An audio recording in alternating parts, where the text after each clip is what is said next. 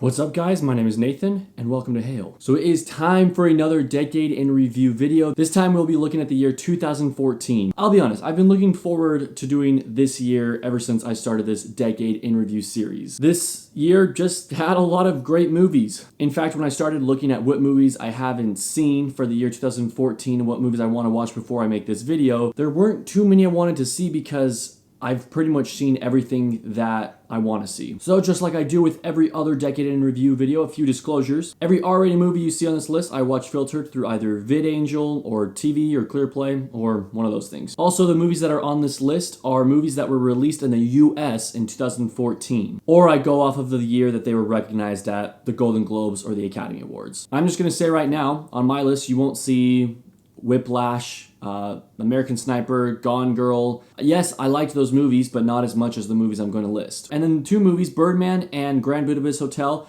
I still have not been able to see those movies. I hope to see them someday, but unfortunately, I was not able to see them for this video. All right, starting off with some honorable mentions. Selma, Big Hero 6, The Babadook, Unbroken, Into the Woods, Paddington, and How to Train Your Dragon 2.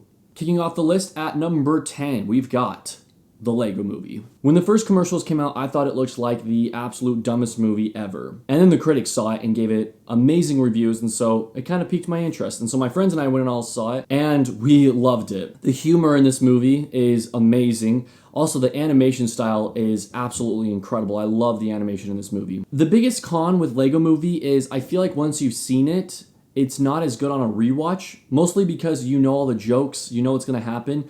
And so if anything, for me personally, when I rewatch the movie, I feel like it tends to be longer than it is. At least it feels longer. Mostly just because I know what's coming and I know what jokes are coming. And so it's not as enjoyable, not as funny. The thing I like about Captain America Winter Soldier is it is almost like an espionage MCU movie where you don't really know who's good and who's bad. The movie plays off of mystery themes as well as action themes and thriller themes. And plus you get to know the main characters way better. Obviously you get to know Steve Rogers, but the standout for me was Black Widow. I feel like you see a different side of her in this movie that you haven't seen in other Marvel movies up to this point, and I really liked that. You almost see a more vulnerable side. You see a side of her that fails. You see a side of her that gets disappointed with herself. And you just get to know her more too. And that is something I loved about The Winter Soldier. Edge of Tomorrow is a movie that I have loved since my first viewing in the theater. It's also a movie that I can rewatch and just love it as much. It is such a fun movie, and seeing Tom Cruise and Emily Blunt, they have great chemistry on screen. Plus, I feel like we kind of see the same characters that Tom Cruise plays in all of his movies. And although this movie isn't really an exception, I'm okay with seeing that same action star hero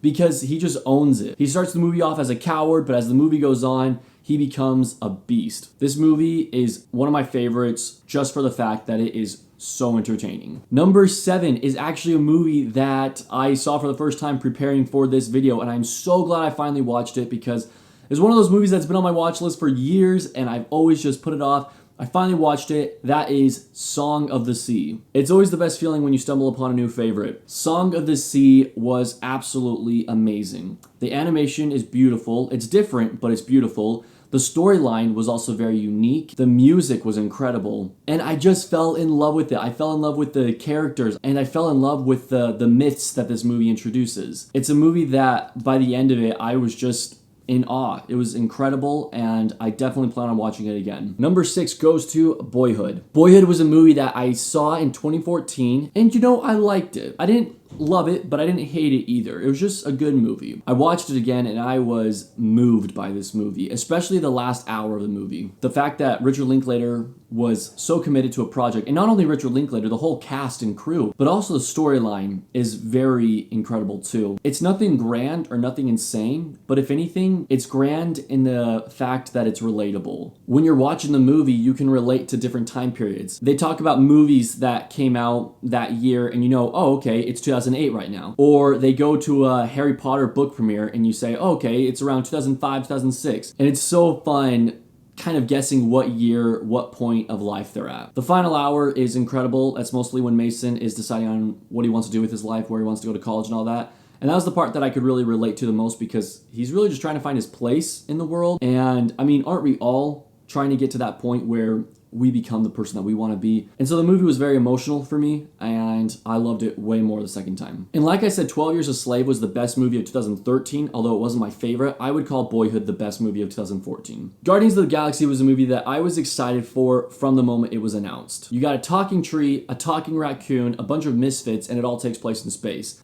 Yes, please. I love this movie. I love the humor in it. I love the adventure of it. I love the whole style of the movie, and I fell in love with the characters. I was emotionally attached to them by the end of the movie, and that was just one movie. And so you can imagine how much I love them in later movies. But Rocky Raccoon especially, I grew very attached to him, and I'm excited to see where his character goes in Guardians of the Galaxy 3, because rumor is that James Gunn plans on completing his character arc, and so I'm really excited to see where it goes. Days of Future Past was so incredible in the sense that they were able to accomplish so much more than we were expecting. We had the problems of X-Men 3 and X-Men Origins, Wolverine, and pretty much all the failure X-Men movies, and Days of Future Past just said, well, forget all those movies, we'll just fix it up with this movie. And they succeeded! The movie starts off right away with an intense action scene, and what follows is time travel reunions with characters. That scene where they're trying to break Magneto out is amazing. And what I like most about this movie is that they are able to mix the younger cast with the older cast. It just made for an amazing X-Men movie, an emotional X-Men movie too, one that I still love to this day, and yes, it is my favorite X-Men movie ever made. The Imitation Game is a movie that I recognize has its flaws, and I also recognize that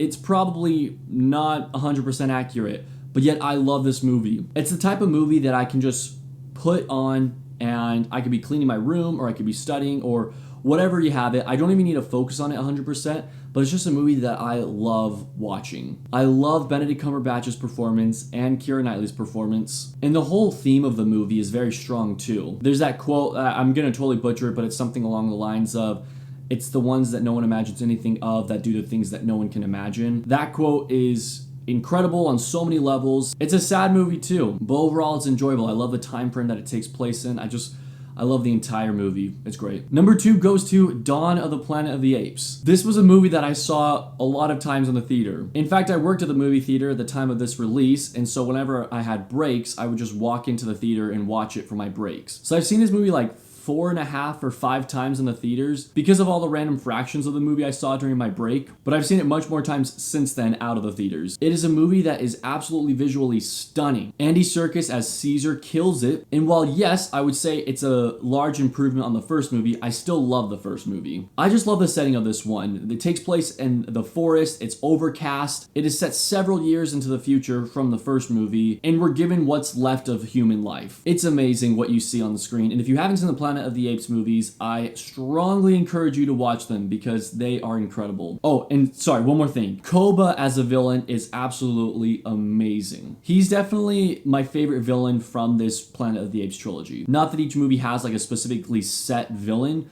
but if you were to like look at the bad guys in this trilogy, Koba would be my favorite. And number 1 goes to Interstellar. When people talk about movies that they wish they could rewatch for the first time, for me it is always Interstellar, because the first time I saw this movie, I was absolutely mind blown. I knew that it was directed by Christopher Nolan going into it, and so I was expecting a good movie, but I wasn't expecting what I got. This movie is visually stunning as well as emotional, and one of the best movie scores of all time. Like honestly, if I were to make a top 10 movie score list, I have no doubt that Interstellar would be in my top 5. I love the score of this movie, and it's a large reason that I love the movie so much. It's a complex movie that every time I watch, I feel like I learn something new, or I pick up on details that I haven't noticed before. And plus, I'm a big fan of Matthew McConaughey's performance as Cooper. It was such an ambitious project, and Christopher Nolan, he succeeded. He did amazing.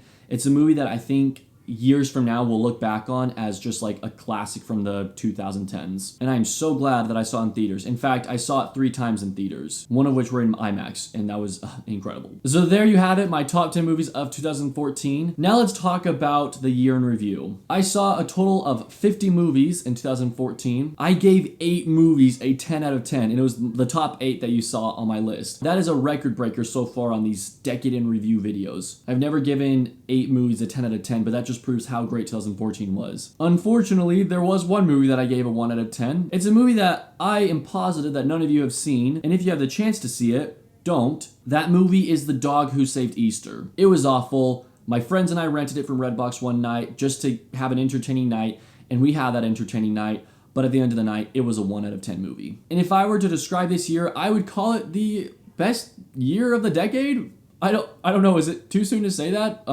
Okay, fine, we'll just say one of the best years of the decade. And after looking at my list and calculating all the ratings that I gave to the 50 movies I saw this year, the average rating of the year was 7.22 out of 10, which may come as a little bit of a surprise because I had 8 movies that I gave a 10 out of 10. But also take into account that there were several movies I saw this year that were not good. And so that balances out the high scores. Thank you guys so much for watching. As always, leave your list in the comments below of what your favorite movies were for the year 2014, and check out years past videos.